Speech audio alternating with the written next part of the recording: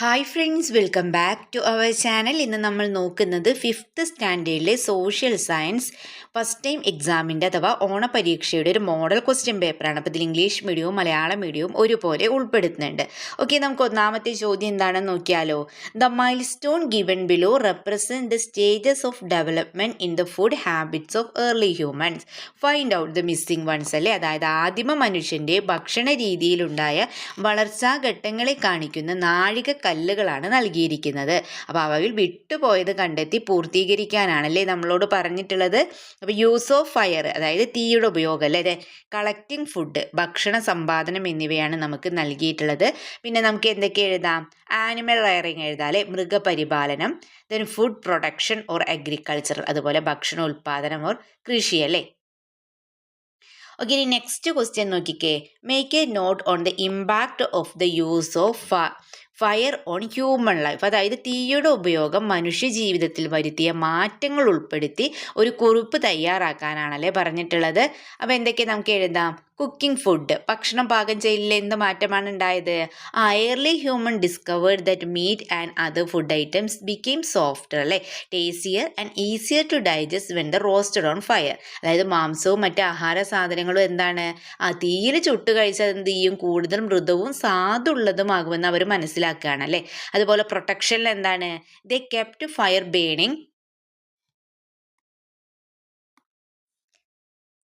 They kept fire burning near their caves shelter to frighten and drive away wild animals.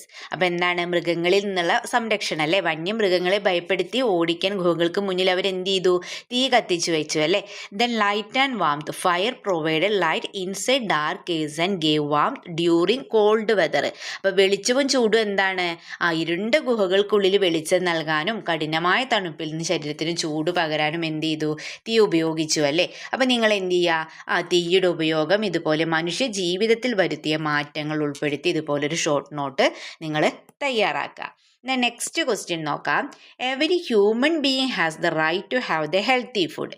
ആരോഗ്യം സംരക്ഷിക്കുന്നതിനാവശ്യമായ ഭക്ഷണം എല്ലാ മനുഷ്യരുടെ എന്താണ്? റൈറ്റ് ആണ് അല്ലെ, അവകാശമാണ്. Share food with others, don't waste food. മറ്റുള്ളവർക്കായി ഭക്ഷണം പങ്കുവയ്ക്കൂ, ഭക്ഷണം പാഴാക്കരുത്. അപ്പം നമ്മളോട് ചോദിച്ചിട്ടുള്ളത് എന്താണ്? Which day observe as world health day. ലോക ഭക്ഷ്യദിനമായി ആചരിക്കുന്നത് താഴെ പറയുന്നവയിൽ ഏത് ദിവസമാണ്? October 6, September 16, June 6, October 16. തന്നിട്ടുള്ളതിൽ ലോക ഭക്ഷ്യദിനമായിട്ട് ആചരിക്കുന്നത് ഏത് ദിവസമാണെന്നാണല്ലേ ചോദിച്ചിട്ടുള്ളത്. അതിൽ നെക്സ്റ്റ് ക്വസ്റ്റ്യൻ എന്താണ്? Write the main ideas to be included in speech on the topic the importance of observing food day. ഭക്ഷ്യദിനാചരണത്തിൻ്റെ പ്രാധാന്യം എന്ന വിഷയത്തെ അടിസ്ഥാനമാക്കി തയ്യാറാക്കുന്ന പ്രസംഗത്തിൽ ഉൾപ്പെടുത്താനായിട്ടുള്ള പ്രധാന ആശയങ്ങൾ എഴുതാനാണല്ലേ പറഞ്ഞിട്ടുള്ളത്. അപ്പോൾ നമ്മൾ ഭക്ഷ്യദിനാചരണത്തിൻ്റെ പ്രാധാന്യം എന്തൊക്കെയാണെന്നുള്ളതാണല്ലേ നമ്മൾ എഴുതേണ്ടത്. ഓക്കെ, അപ്പോൾ നമുക്ക് ഫസ്റ്റ് ഇതിൽ ക്വസ്റ്റ്യൻ എന്തായിരുന്നു? ലോക ഭക്ഷ്യദിനമായി ആചരിക്കുന്നത് എന്നാണെന്ന് ചോദിച്ചിട്ടുണ്ട് അല്ലേ. ഓക്കെ, അപ്പോൾ കൂട്ടുകാരെ, ലോക ഭക്ഷ്യദിനമായിട്ട് ആചരിക്കുന്നത് എന്നാണ്? അതെ, ഒക്ടോബർ 16 അല്ലേ. October 16 answer. October 16, October 16. ഇനി നമുക്ക് എന്ത് ചെയ്യാം? ഭക്ഷ്യദിനാചരണത്തിൻ്റെ പ്രാധാന്യം എന്ന വിഷയത്തെക്കുറിച്ച് കുറച്ച് ആശയങ്ങൾ എഴുതാം അല്ലേ. എന്തൊക്കെ കാര്യങ്ങൾ നമുക്ക് എഴുതാവുന്നതാണ്?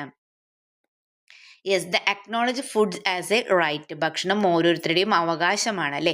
Every human being has a basic right to have healthy, nutritious and safe food. ആരോഗ്യകരമായ ഭക്ഷണം ലഭിക്കുക എന്നത് എന്താണ്? എല്ലാ മനുഷ്യരുടെയും മൗലികമായ അവകാശമാണല്ലേ. Then prevent food wastage. Millions of people worldwide go hungry and every day.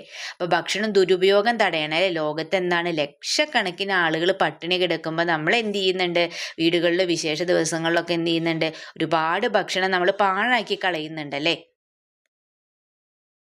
അതായത് we must completely avoid wasting food at home, functions and school. അതുപോലെ share with others. We should develop the habit of sharing food with those who are needy and hungry. അതുപോലെ നമ്മൾ എന്ത് ചെയ്യണം? Share ചെയ്യാനുള്ള മനോഭാവം ഉണ്ടാവണം അല്ലേ. ഭക്ഷണമില്ലാതെ ബുദ്ധിമുട്ടുന്നവർക്ക് നമ്മുടെ പക്കലുള്ള ആഹാരം പങ്കുവയ്ക്കാൻ നമ്മൾ എന്ത് ചെയ്യണം? ശീലിക്കണം. Then value the hard work of the farmers, respect and recognise the immense effort put in by farmers to produce food. അതുപോലെ നമ്മൾ എന്ത് ചെയ്യണം? കർഷകരെ ആദരിക്കണം അല്ലേ. അല്ലേ? നമുക്കായിട്ട് മണ്ണിൽ അധ്വാനിച്ച് ആഹാരം വിളയിക്കുന്ന കർഷകരുടെ അധ്വാനത്തെ നമ്മൾ എന്ത് ചെയ്യണം? വിലമതിക്കണം. അപ്പോൾ ഇത്രയും പോയിന്റ്സ് നിങ്ങൾക്ക് എന്ത് ചെയ്യാവുന്നതാണ്? എഴുതാവുന്നതാണ്. കൂടുതൽ നിങ്ങൾക്ക് അറിയാവുന്നതും കൂടി നിങ്ങൾ എഴുതുക. ഓക്കെ, ഇനി നെക്സ്റ്റ് ക്വസ്റ്റ്യൻ നോക്കാം, അല്ലെങ്കിൽ നോക്കാം. ഒന്നുകിൽ നിങ്ങൾക്ക് ഈ ക്വസ്റ്റ്യൻ ആൻസർ ചെയ്യാവുന്നതാണ്, അല്ലെങ്കിൽ നെക്സ്റ്റ് നോക്കൂ, 2B ക്വസ്റ്റ്യൻ നോക്കാം. You have met Meenu from unit Peeli's village having you just like Peeli's friend. There are people around us who came from different social backgrounds. Do you think it is necessary to include them in your happy moments also? Prepare a short note expressing your opinion. അപ്പം എന്താണ് പറഞ്ഞിട്ടുള്ളത്? പീലിയുടെ ഗ്രാമം എന്ന യൂണിറ്റിലെ മീനുവിനെ പരിചയപ്പെട്ടല്ലോ, ഓർമ്മയില്ലേ കൂട്ടുകാരെ? Yes. അപ്പോൾ പീലിയുടെ കൂട്ടുകാരെ പോലെ വ്യത്യസ്ത സാഹചര്യങ്ങളിൽ നിന്ന് വരുന്നവർ നമ്മുടെ ചുറ്റുപാടുണ്ടല്ലേ? ചിലപ്പോൾ നിങ്ങളുടെ ക്ലാസ്സിലൊക്കെ ഉണ്ടാവും അല്ലേ? അപ്പോൾ നമ്മുടെ സന്തോഷ സന്ദർഭങ്ങളിൽ അവരെ കൂടി ഉൾപ്പെടുത്തേണ്ടത് എന്താണ്? ആവശ്യമല്ലേ? നിങ്ങളുടെ അഭിപ്രായങ്ങളൊക്കെ ഉൾപ്പെടുത്തി ഒരു കുറിപ്പ് തയ്യാറാക്കാനാണ് അല്ലേ പറഞ്ഞിട്ടുള്ളത്. അപ്പോൾ നിങ്ങൾ എന്ത് ചെയ്യുക? നിങ്ങളുടെ അഭിപ്രായങ്ങളൊക്കെ ഉൾക്കൊള്ളിച്ചുകൊണ്ട്, നിങ്ങൾക്കൊരു അഭിപ്രായം ഉണ്ടാവുമല്ലോ അതിനെക്കുറിച്ചിട്ട്, ആ അഭിപ്രായങ്ങളൊക്കെ ഉൾക്കൊള്ളിച്ചുകൊണ്ട് നിങ്ങൾ എന്ത് ചെയ്യുക? ഒരു അഭിപ്രായ കുറിപ്പ് തയ്യാറാക്കുക. ഓക്കെ, അപ്പോൾ നമുക്ക് ഒപ്പീനിയൻ നോട്ട് നോക്കാം. Yes, it's a very important to include people from all social background and those with different physical abilities in our happy moments. അതായത് തീർച്ചയായിട്ടും എന്താണ്? വ്യത്യസ്ത സാമൂഹിക പശ്ചാത്തലത്തിലുള്ളവരെയും അതുപോലെ തന്നെ ശാരീരിക ബുദ്ധിമുട്ടുകൾ നേരിടുന്നവരെയൊക്കെ എന്ത് ചെയ്യണം? നമ്മുടെ സന്തോഷ നിമിഷങ്ങളിൽ പങ്കാളികളാക്കേണ്ടത് ആവശ്യമാണല്ലേ? അതുപോലെ തന്നെ ഇക്വാളിറ്റി കൊണ്ടുവരണം അല്ലേ? സമത്വ മനോഭാവം കൊണ്ടുവരണം. It teachers to treat every one equally without looking at the background or physical condition. അതുപോലെ true happiness grows when we share it, including others removes their loneliness and makes our celebration complete. അതുപോലെ unity അല്ലേ? It help us live together with love, kindness and mutual respect. അപ്പോൾ എന്തൊക്കെയാണ് നമ്മൾ പറഞ്ഞത്? നമ്മൾ തീർച്ചയായിട്ടും എന്ത് ചെയ്യണം? വ്യത്യസ്ത സാമൂഹിക പശ്ചാത്തലത്തിലുള്ളവരെയും ശാരീരിക ബുദ്ധിമുട്ടുകൾ നേരിടുന്നവരെയും നമ്മുടെ സന്തോഷ നിമിഷങ്ങളിൽ പങ്കാളികളാക്കേണ്ടത് ആവശ്യമാണല്ലേ? അതുപോലെ സമത്വ മനോഭാവം, ആളുകളുടെ പശ്ചാത്തലമോ അതുപോലെ ശാരീരിക സാഹചര്യങ്ങളോ ഒന്നും തന്നെ നോക്കാതെ നമ്മൾ എന്ത് ചെയ്യണം? എല്ലാവരെയും തുല്യരായി കാണാൻ ഇത് നമ്മെ പഠിപ്പിക്കുന്നു അല്ലേ? പിന്നെ അതുപോലെ തന്നെ സന്തോഷം പങ്കുവെക്കുമ്പോഴാണ് അത് ഇരട്ടിക്കുന്നത് അല്ലേ? നമ്മൾ മറ്റുള്ളവരുമായിട്ട് നമ്മളുടെ സന്തോഷം പങ്കുവെക്കുമ്പോഴല്ലേ ഇരട്ടിയാവുള്ളൂ. മറ്റുള്ളവരെ ചേർത്ത് നിർത്തുക, അതുപോലെ അവരുടെ ഒറ്റപ്പെടൽ ഇല്ലാതാക്കുകയും നമ്മുടെ സന്തോഷം എന്താവും? പൂർണ്ണമാകുകയും ചെയ്യും അല്ലേ? ദെൻ ഒരു യൂണിറ്റ് കൊണ്ടുവരണം അല്ലേ? പരസ്പര സ്നേഹത്തോടും കാരുണ്യത്തോടും കൂടി ഒത്തൊരുമയോടെ ജീവിക്കാനൊക്കെ നമ്മളെ സഹായിക്കും അല്ലേ? അപ്പം നിങ്ങൾ എന്ത് ചെയ്യും? ഇതുപോലൊരു കുറിപ്പ് തയ്യാറാക്കുക. ഇനി അതിൽ B ക്വസ്റ്റ്യൻ നോക്കിക്കേ. You have understood the changes in the attitude of Peeli's friends after visit to a village. Which statement given below is not suitable to their changed attitude? അപ്പോൾ പീലിയുടെ ഗ്രാമത്തിലേക്കുള്ള യാത്രയ്ക്ക് ശേഷം പീലിയുടെ കൂട്ടുകാരുടെ മനോഭാവങ്ങളിൽ വന്ന മാറ്റം തിരിച്ചറിഞ്ഞല്ലോ. അപ്പോൾ ഈ മനോഭാവങ്ങളിൽ വന്ന മാറ്റങ്ങളിൽ യോജിക്കാത്തത് ഏത്? നിങ്ങൾ യോജിക്കാത്തത് ഏതെന്നാണ് ചോദിച്ചിട്ടുള്ളത്. അപ്പോൾ നമുക്ക് ഓപ്ഷൻസ് നോക്കാം. It is possible to lead happy life both in village and city like, അതായത് നഗരത്തിലും ഗ്രാമത്തിലും ഒരുപോലെ സന്തോഷകരമായ ജീവിതം നയിക്കാൻ കഴിയുമെന്നാണല്ലേ പറഞ്ഞിട്ടുള്ളത്. അങ്ങനെയാണോ? നെക്സ്റ്റ് പോയിന്റ് എന്താ കൊടുത്തുള്ള ഓപ്ഷൻ എന്താ കൊടുത്തിട്ടുള്ളത്? Everyone should be treated equally regardless of language or region. അങ്ങനെ പറഞ്ഞാൽ ഭാഷ ദേശഭേദമില്ലാതെ എല്ലാവർക്കും എന്താണ്? ഒരുപോലെ പരിഗണന നൽകണം. The life with advanced facilities alone is happy. മുന്തിയ സൗകര്യങ്ങളുള്ള ജീവിതം മാത്രമാണ് എന്ത് ചെയ്യുന്നത്? സന്തോഷമായതല്ലേ? Then my happiness lies in the happiness of അത്. മറ്റുള്ളവരുടെ സന്തോഷമാണ് എൻ്റെയും സന്തോഷം. അപ്പോൾ തന്നിട്ടുള്ളതിൽ മനോഭാവങ്ങളിൽ വന്ന മാറ്റങ്ങളിൽ യോജിക്കാത്തത് ഏതാണെന്നാണ് അല്ലേ? ഏതായിരിക്കും അത്? ആൻസർ ഓപ്ഷൻ സി അല്ലേ വരിക? Life with advanced facilities alone is happy. മുന്തിയ സൗകര്യങ്ങളുള്ള ജീവിതം മാത്രമാണ് സന്തോഷകരമായത് എന്നുള്ള ഓപ്ഷൻ ആണല്ലേ? അതായത് കറക്റ്റ് ഓപ്ഷൻ എന്താണ്? Option C. ഓക്കെ, നെക്സ്റ്റ് നമുക്ക് മൂന്നാമത്തെ ചോദ്യം നോക്കാം. ആഴ്ച ചന്തകളും വീക്ക്ലി മാർക്കറ്റ് അല്ലേ, ദെൻ സൂപ്പർ മാർക്കറ്റിൻ്റെ പിക്ചർ നൽകിയിട്ടുണ്ട്. Observe the picture, the two shopping centres give us different experience. അപ്പോൾ ചിത്രം നിരീക്ഷിക്കുക, വ്യത്യസ്ത അനുഭവങ്ങളാണല്ലേ നമുക്ക് രണ്ട് കച്ചവട കേന്ദ്രങ്ങളും നൽകുന്നത്. Prepare a note comparing weekly markets and supermarkets. അപ്പോൾ പ്രാദേശിക ചന്തകളും അതുപോലെ സൂപ്പർ മാർക്കറ്റുകളെയും താരതമ്യം ചെയ്ത് എന്ത് ചെയ്യാനാണ് പറഞ്ഞിട്ടുള്ളത്, കുറിപ്പ് തയ്യാറാക്കാനാണല്ലേ നമ്മളോട് പറഞ്ഞിട്ടുള്ളത്. അപ്പോൾ ഒരു ഷോർട്ട് നോട്ട് നമുക്ക് എഴുതാം. Weekly markets and supermarket differ greatly in their setups and the shopping experience they offer. A weekly market is a temporary shopping center held only once a week in open space, where a local farmers are directly sell fresh indigenous vegetables and fruits, and buyers have the freedom to bargain over prices. On the other hand, supermarket is a permanent modern air-conditioned facility open every day, featuring fixed price and self-service system. It provides huge variety of packed, branded and frozen goods under a single roof, which is quite different from crowded and lively atmosphere of a traditional weekly market. അപ്പോൾ എന്താണ്, ആഴ്ച ചന്തകളും super മാർക്കറ്റുകളും എന്താണ്, അവയുടെ പ്രവർത്തന രീതിയിലും നൽകുന്ന അനുഭവങ്ങളിലും ഏറെ വ്യത്യസ്തമാണല്ലേ. ആഴ്ചയിൽ ഒരു ദിവസം മാത്രം പൊതുസ്ഥലങ്ങളിൽ താൽക്കാലികമായി കൂടുന്നതാണ് എന്ത്, ആഴ്ച ചന്ത. ഇവിടെ പ്രാദേശിക കർഷകർ നേരിട്ട് എത്തിക്കുന്ന ഫ്രഷ് ആയിട്ടുള്ള നാടൻ പച്ചക്കറികളും പഴങ്ങളും ലഭിക്കുന്നു. കൂടാതെ എന്താണ്, വിലപേശി സാധനങ്ങൾ വാങ്ങാനും സാധിക്കും അല്ലേ. എന്നാൽ സൂപ്പർ മാർക്കറ്റുകൾ അങ്ങനെയാണോ, എല്ലാ ദിവസവും പ്രവർത്തിക്കുന്ന വലിയ എയർ കണ്ടീഷൻ ചെയ്ത കെട്ടിടങ്ങളാണ്. ഇവിടെ വില നിശ്ചയിച്ചിട്ടുള്ളതും ഉപഭോക്താക്കൾ സാധനം സ്വയം തിരഞ്ഞെടുക്കാവുന്നതുമാണ്. പാക്ക് ചെയ്തതും ബ്രാൻഡ് ചെയ്തതുമായ ഒട്ടനവധി സാധനങ്ങൾ ഒരൊറ്റ മേൽക്കൂരയ്ക്ക് കീഴിൽ ലഭിക്കുന്ന സൂപ്പർ മാർക്കറ്റുകളും ശാന്തമായ അന്തരീക്ഷം നൽകുമ്പോൾ ആഴ്ച ചന്തകൾ എങ്ങനെയായിരിക്കും, ജനനിബിഡവും ശബ്ദമുഖരിതവുമായിരിക്കും അല്ലേ. ഓക്കെ, അപ്പം നിങ്ങൾ എന്ത് ചെയ്യുക, ഇതുപോലെ രണ്ടിനെയും കുറിച്ചൊരു കുറിപ്പ് തയ്യാറാക്കുക, അതിൻ്റെ താരതമ്യം ചെയ്തൊരു കുറിപ്പ് തയ്യാറാക്കുക. ഓക്കെ, ദ നെക്സ്റ്റ് ക്വസ്റ്റ്യൻ നോക്കൂ. Which among the following features does not belong to Peeli's features. അതായത് തന്നിരിക്കുന്ന കൂട്ടത്തിൽ നിന്നും പീലിയുടെ ഗ്രാമത്തിൻ്റെ സവിശേഷതകളല്ലാത്ത ആശയം കണ്ടെത്താനാണല്ലേ പറഞ്ഞിട്ടുള്ളത്. അപ്പം എന്തൊക്കെയാണ് നൽകിയിട്ടുള്ളത്, വാസ്റ്റ് അഗ്രികൾച്ചറൽ ഫീൽഡ്സ്, വിശാലമായ കൃഷിയിടങ്ങൾ, then dishes using indigenous food items, നാടൻ വിഭവങ്ങൾ കൊണ്ടുള്ള ഭക്ഷണം. നെക്സ്റ്റ് ഓപ്ഷൻ എന്താണ്, ബിസി സ്ട്രീറ്റ്, തിരക്കേറിയ നിരത്തുകൾ, ദെൻ സിമ്പിൾ ലൈഫ്, ലളിതമായ ജീവിതം. അപ്പോൾ ഇതിൽ സവിശേഷതകളല്ലാത്തത് ഏതാണ്, ബിസി സ്ട്രീറ്റ്സ് ആണല്ലേ. ഓപ്ഷൻ സി ആണ് ആൻസർ വരുന്നത്, തിരക്കേറിയ നിരത്തുകൾ. ഓപ്ഷൻ സി ആണ് ആൻസർ. ഓക്കെ, മനസ്സിലായല്ലോ. ഇനി നെക്സ്റ്റ് ക്വസ്റ്റ്യൻ നമുക്ക് നോക്കാം. Observe the picture. തന്നിരിക്കുന്ന കൂട്ടത്തിൽ നിന്നും പീലിയുടെ ചിത്രങ്ങൾ നിരീക്ഷിക്കാനാണല്ലേ പറഞ്ഞിട്ടുള്ളത്. ഒബ്സർവ് ദ പിക്ചർ, ചിത്രം നിരീക്ഷിക്കൂ. രണ്ട് ചിത്രങ്ങളും നോക്കിക്കേ. Find out the changes in the clothing style over the times. വസ്ത്രരീതിയിലുണ്ടായ മാറ്റത്തെക്കുറിച്ച് എന്തെല്ലാം കണ്ടെത്തലുകൾ നടത്താനാകും, അതിൻ്റെ കാരണങ്ങൾ കൂടി എഴുതാനും പറഞ്ഞിട്ടുണ്ട് അല്ലേ. ദെൻ നെക്സ്റ്റ് ഒരു ക്വസ്റ്റ്യനും കൂടി ഉണ്ട്.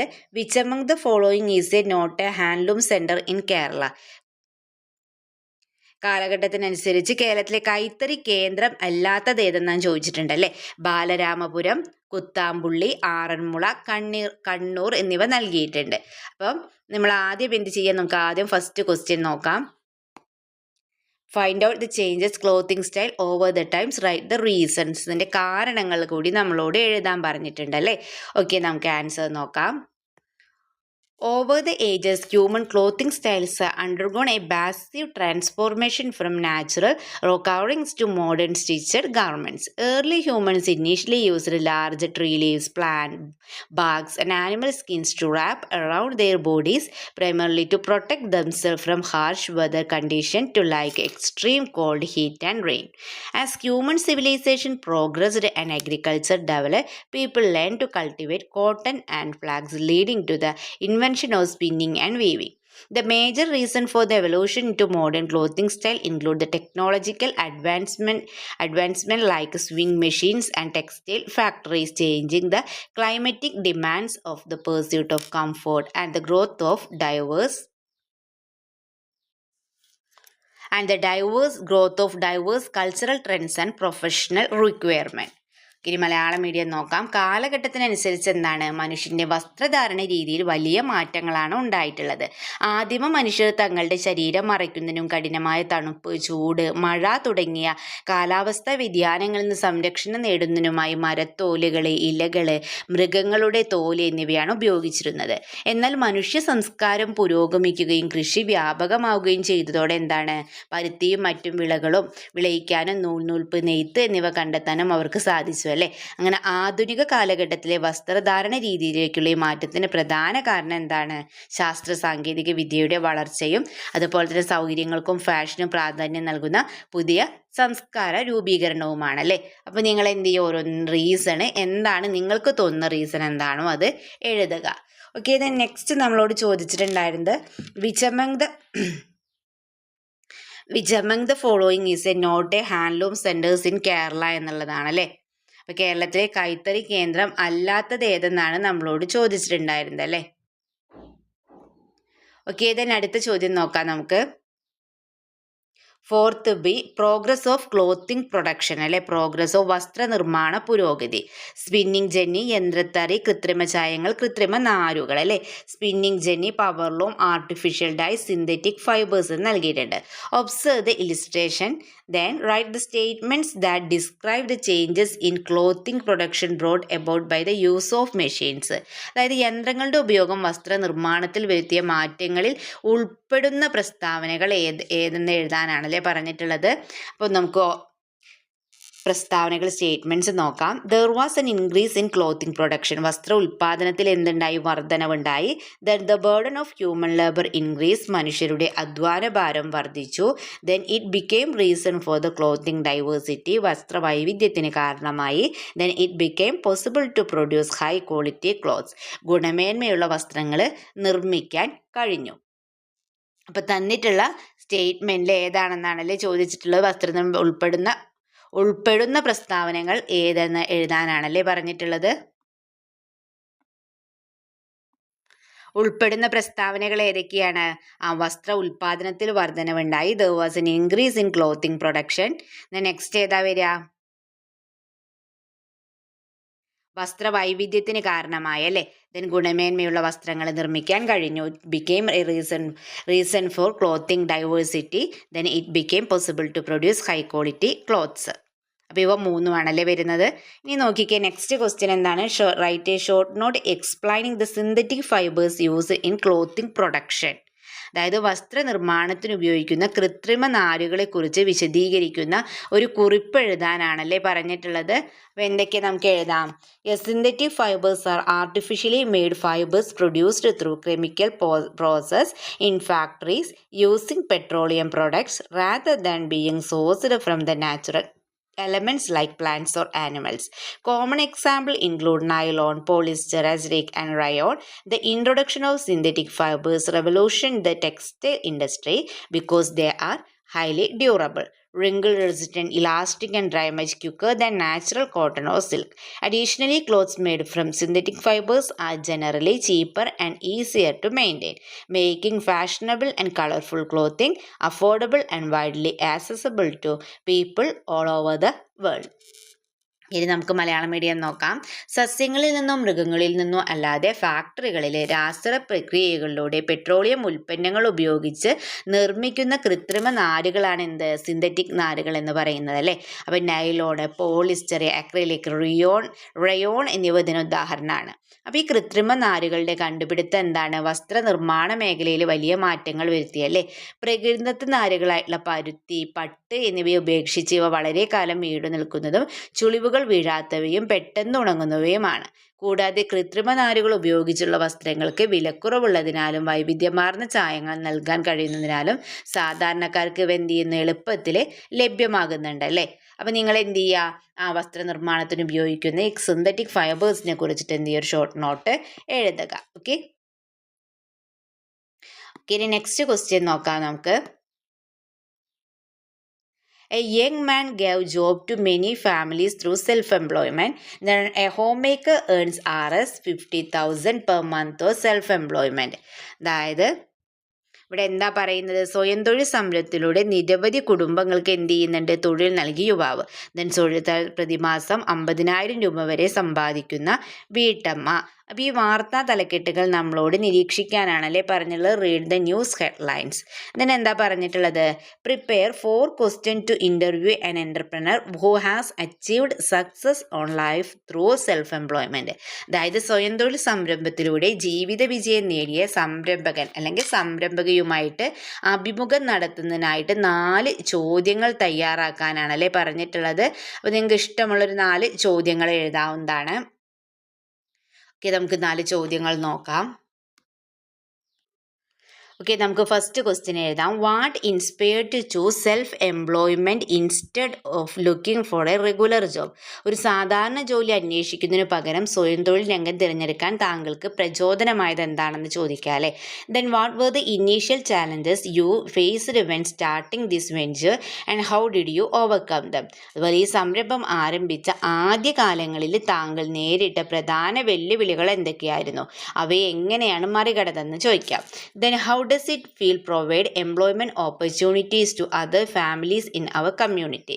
നമ്മുടെ നാട്ടിലെ മറ്റ് കുടുംബങ്ങൾക്ക് കൂടി തൊഴിൽ നൽകാൻ സാധിച്ചതിൽ താങ്കൾക്ക് എത്രത്തോളം സന്തോഷമുണ്ട്? Next question, what advice or message would you like to give young people who want to start their own business? അതായത് സ്വന്തമായിട്ട് ബിസിനസ് തുടങ്ങാൻ ആഗ്രഹിക്കുന്ന യുവാക്കൾക്ക് താങ്കൾക്ക് നൽകാനുള്ള സന്ദേശം അല്ലെങ്കിൽ ഉപദേശം എന്താണ്? അപ്പോൾ ഇതുപോലൊരു 4 ക്വസ്റ്റ്യൻ നിങ്ങൾക്ക് എഴുതാവുന്നതാണ്. ഓക്കെ, ഇനി നെക്സ്റ്റ് നോക്കാം നമുക്ക്. The government implement various schemes to protect success through self employment initiative then complete the self employment schemes and beneficiaries. അപ്പോൾ സ്വയം തൊഴിൽ സംരംഭത്തിലൂടെ എന്താണ്? ജീവിത വിജയം നേടിയ സംരംഭകയുമായി അഭിമുഖം നടത്തുന്നതിനായിട്ട് 4 ചോദ്യങ്ങൾ തയ്യാറാണ് നമ്മൾ ചെയ്തല്ലേ. നെക്സ്റ്റ് സ്വയം തൊഴിൽ സംരംഭങ്ങൾ പ്രോത്സാഹിപ്പിക്കുന്നതിന് സർക്കാർ നടപ്പിലാക്കുന്ന പദ്ധതികളുടെയും ഗുണഭോക്താക്കളുടെയും പട്ടിക പൂർത്തീകരിക്കാനാണല്ലേ പറഞ്ഞിട്ടുള്ളത്.